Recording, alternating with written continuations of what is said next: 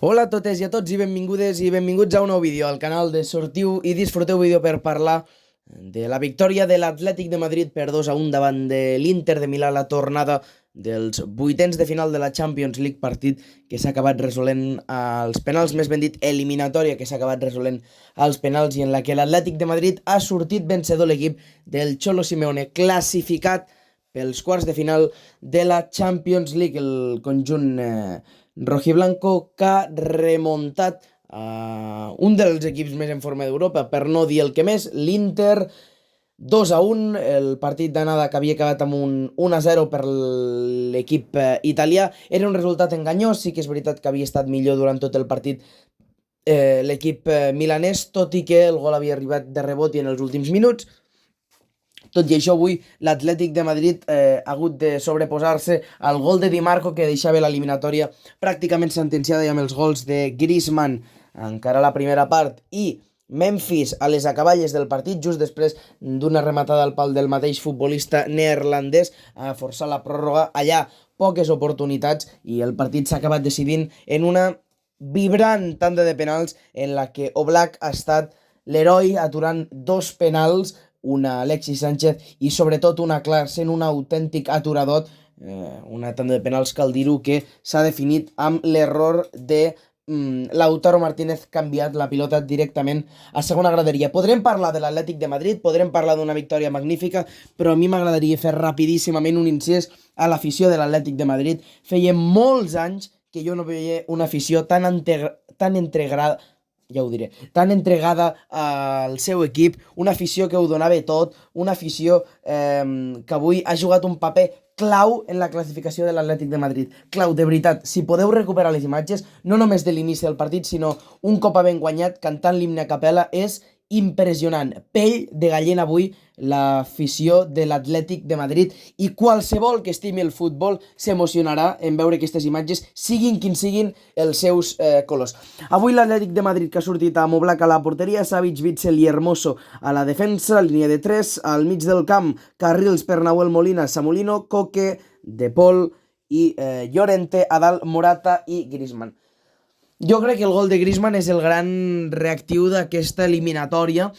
Crec que l'Atlètic de Madrid no ha fet un mal partit, ni molt menys. Ha sotmès en molts moments a un Inter de Milà que s'ha trobat amb un mur anomenat Civitas Metropolitano, no podia passar, i fins i tot amb el 0-1, que semblava que l'eliminatòria quedava sentenciada, doncs no, l'Atlètic de Madrid que ho ha seguit lluitant, i amb els gols, com comentàvem, de Griezmann i després de Memphis, aconsegueix una classificació històrica. Una classificació, per cert, fem incís ràpidament, aquest vídeo no és per parlar del Barça, però que deixa el conjunt de Xavi Hernández amb pràcticament nules opcions de classificar-se al Mundial de Clubs de la temporada vinent i d'ingressar aquells 50 milions que serien tan importants pel Barça, només segurament si el conjunt català aconseguís ser campió de la Champions League. Tornem a l'Atlètic de Madrid. Ahir parlàvem dels canvis de Xavi Hernández, crec que avui hem de parlar dels canvis del Cholo Simeone, perquè avui ha estat valent, ha tret a Álvaro Morata del terreny de joc, ha tret a Álvaro Morata no a la pròrroga, sinó quan l'Atlètic de Madrid estava eliminat i Memphis Depay li ha rendit. Per mi Memphis Depay és l'home del partit des de que ha entrat, no només pel gol, no només per la rematada al pal, sinó per tot el que ha generat a la pròrroga, descongestionant l'equip, deixant respirar l'Atlètic de Madrid en ocasions amb conduccions llargues, ha portat de bòlit a la defensa de l'Inter de Milà i ha contribuït a arribar a una tanda de penals en la que Oblak ha esdevingut la gran estrella, la gran figura, el gran referent, el gran far d'un Atlètic de Madrid, que és a quarts de final, com comentàvem, després d'eliminar un Inter que avui ha sortit amb Sommer a la porteria, defensa de 3 amb Pavard, De Birch i Bastoni, Carrils per Di Marco, Dumfries, Varela, Charanoglu, Mkhitaryan enmig del camp, a dalt Thuram i Lautaro Martínez. Ha sortit amb tot l'Inter de Milà, però no ha estat suficient per classificar-se. Un Inter de Milà que arribava a aquesta eliminatòria com a clar favorit, com a clar candidat per accedir als quarts de final, però finalment, s'ha acabat desfent, no ha fet la millor de les eliminatòries l'Inter de Milà, sí que és veritat que tampoc no ha tingut molta sort, però si realment ets un dels equips més en forma d'Europa, com és l'Inter. Veurem, però, com li afecta aquest cop. En teoria, la Lliga italiana la té, doncs, gairebé agafada amb les dues mans. Si ets dels equips més en forma d'Europa, com ho és l'equip entrenat per Inzaghi, que recordem és l'últim finalista, és a dir, eliminant l'últim finalista, has de saber controlar més una eliminatòria que se't fique en camp contrari amb 2-0 a favor. Estadísticament, doncs ves que l'Atlètic de Madrid, com dèiem, ha aixafat l'Inter de Milà, 23 rematades de l'Atlètic de Madrid, un Atlètic de Madrid que no s'ha rendit, tot i no tenir la possessió, cal dir-ho,